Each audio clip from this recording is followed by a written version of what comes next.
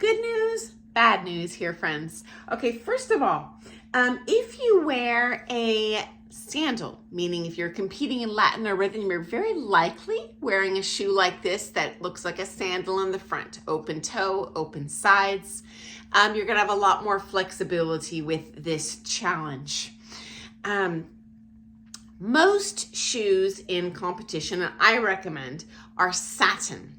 Okay, you can often get a leather shoe instead, a soft leather upper, but in my experience, and I did get those early on in my dance sport career, the darn things stretch out over time. So great for comfort. However, unless you have extremely wide feet, these shoes actually are going to have a pretty short shelf life competitively because you don't want your foot scooting around in the shoe on the comp floor. That'll totally mess up your balance. Anyway, now here's the challenge if you get the satin shoes. They are less flexible. They don't really stretch out over time, these man-made materials, okay? And secondly, the satin shows wear pretty darn fast. Now, the good news is if that's the sandal, there's less fabric exposed. The shoe just has less fabric on it, okay? So it's not gonna show that wear and tear quite as fast as the ballroom dance shoes do. And the ballroom shoe is called a court shoe. Now in smooth, it will have an open side, but in standard, these tend to have an entire closed kind of case around the foot, okay? And unfortunately, because so much satin covers the foot, and especially if you're a competitor, you're probably doing a good deal of foot pressure if you're placing well. And we're essentially dragging the outside and inside edges of these shoes across the floor, which wears out the satin, right? And then you get like a dull, dirty finish. So usually what I recommend, unless money's an issue, in which case, hey, you just roll with what's comfy for you. I do recommend investing in a different brand, which means you can't really buy it online. You need to go to a vendor. Hopefully your ballroom dance studio in your town might maybe sell some shoes. If they only sell one brand, in my opinion, it's probably worth the time to wait until you can go to competition where they will have, especially big comps, will have a lot of booths that vendors rent out there, and you can try out 7 different brands there ideally, because each brand is built a little bit differently, okay?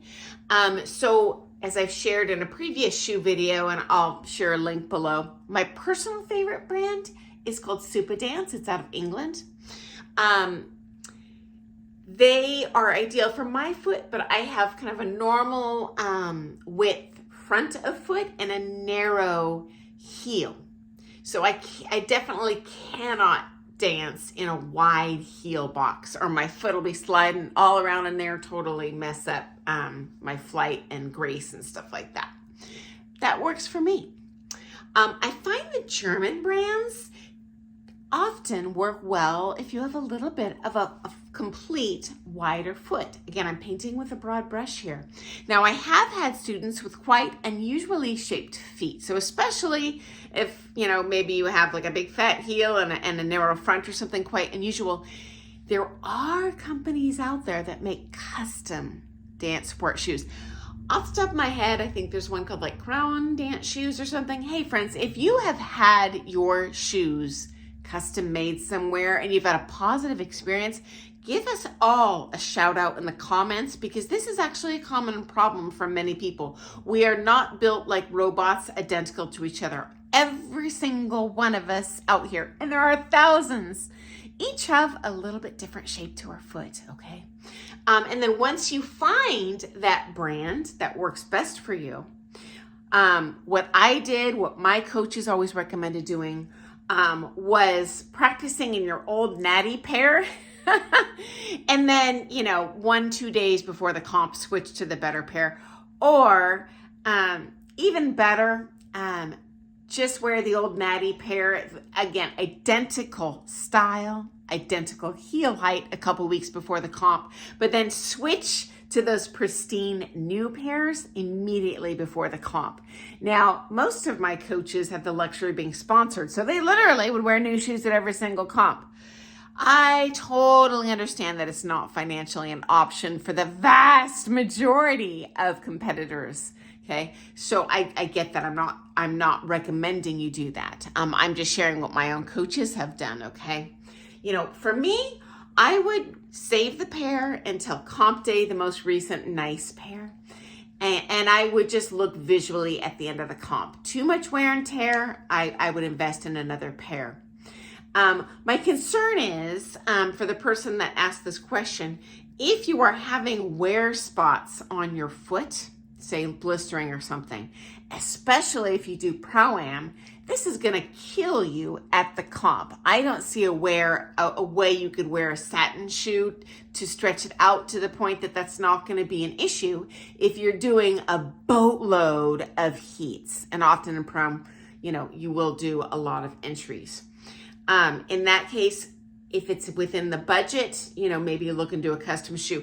My understanding, and I have had a couple of students with positive experiences doing that, those might run $250 a pair, which honestly, guys, is not much more than I pay for my standard off-the-shelf Super Dance shoes. I'm sure this varies widely by the brand, okay?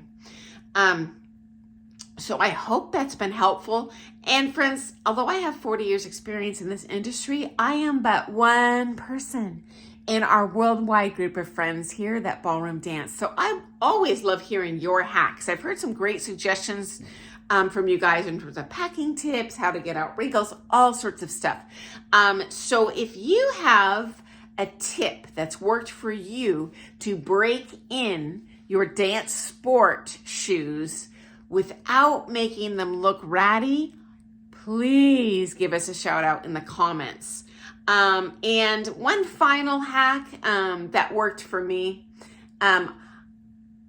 depending on the trend, you can dye your shoes to match your gown. So over the years, I have had shoes dyed instead of purchasing the flesh tone shoe.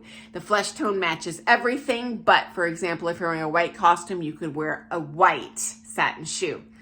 I don't really recommend white satin. You get one use out of those bad boys in the comp. But I did, by chance, purchase a black pair of court shoes. So full-on satin coverage for a black costume I had. Actually, I think it was black, and then it was like a fluorescent fuchsia. But anyway, oh my gosh, they lasted forever because it was like magic. You could not see the wear and tear on them, and those were Super Dance. I had those professionally dyed, guys.